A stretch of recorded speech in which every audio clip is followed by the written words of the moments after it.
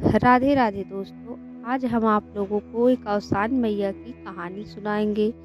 अगर आप हमारे चैनल में नए हैं तो प्लीज़ हमारे चैनल को सब्सक्राइब करें, लाइक करें और कमेंट करके बताएं कि आपको कहानी कैसी लगी। तो चलिए दोस्तों, कहानी कहना शुरू करते हैं। बोलो अवसान मैया की जय।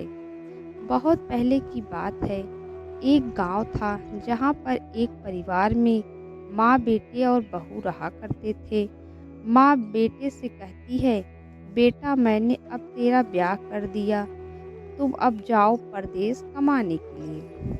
माँ की बात सुनकर बेटा परदेश चला जाता है कमाने के लिए। जब बेटा परदेश चला जाता है तब सास बहू की बहुत ही ताड़ना करने लगती है और घर का सारा कामकाज बहू से ही करवाती है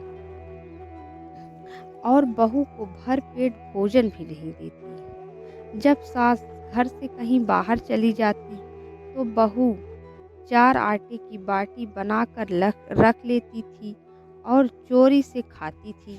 एक दिन जब सास के लिए सारा भोजन बना लिया तब अंत में बचे आटे की बाटी बनाने लगी। बाटी बना ही रही थी कि सास अचानक कहीं बाहर से घर में आ गई और बहू बाटी हाथ में लिए हुए थी। तो उसका दिमाग ही नहीं काम कर रहा था कि ये बाटी मैं क्या करूं, अगर सास मेरी देख लेगी तो मुझको आज मार ही डालेगी।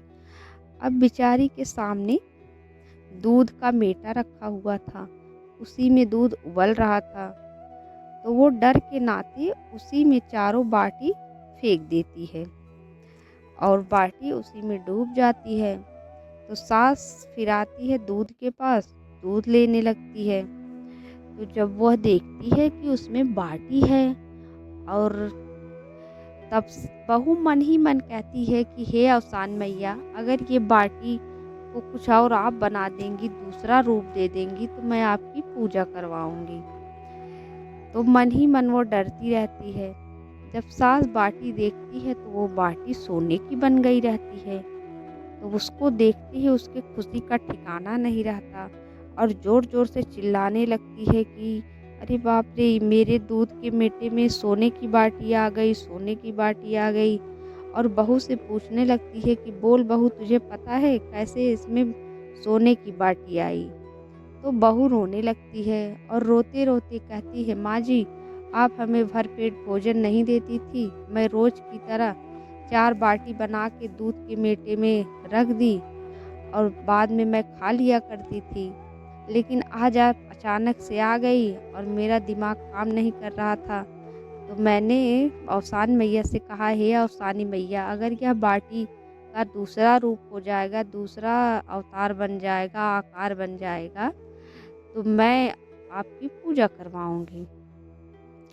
तब सास यह बात सुनकर रोने लगी, कही, अरे मेरी बहू, मैंने तुम्हारी बहुत ताड़ना की, मुझे माफ़ कर दो।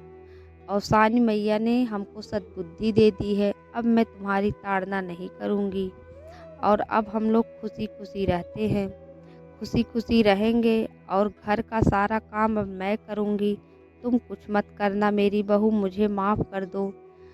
तो कहानी हमारी पूरी होती है।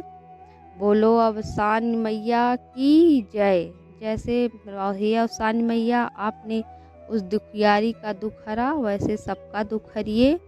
आप हम पर कृपा बनाए रखिए। जय हो अवसानी मैया की।